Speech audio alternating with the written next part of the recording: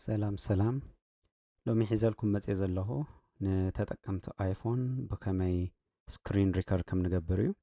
በመጀመርታ ናብ ሴቲንግስ ንኸይድ ብምቕጻል ናብዛ ኮንትሮል ሴንተር ዘላ ትብል ዘላ እንጠውቃ ብድሕሪኡ ንታሕቲ ገጽና እሞ ንኸይድ ስክሪን ሪከርዲንግ ዝብል ዘሎ ጽሕፈት ይረአየና እንተሃልዩ ብጸጋማይ ወገን ናይ ተደመሮ ምልክት ኣሎ ብቀጠልያ ማለት እዩ።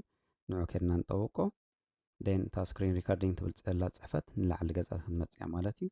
እጂ ካብቲ ሴቲንግ ንውፃእ ደን ብምቕጻል ኣብቲ ላዕለዋይ ብየማናይ ሸነኽ ናይ ባትሪ ምልክት እንድሕር ዳ ይረአየና ሃልዩ ከምኡውን ናይዚ ናይ ዋይፋይ ምልክት ዘሎ ማለት እዩ። ኣብኡ በፀብዕትና ኬርና ፀቂጥና ንሓዞ ኣብቲ ስክሪን ድሕሪኡ ንታሕቲ ገጽና ነወርዶ ደን እዚ ንሪኦ ዘለና ምስሊ ክመጻልና እዩ።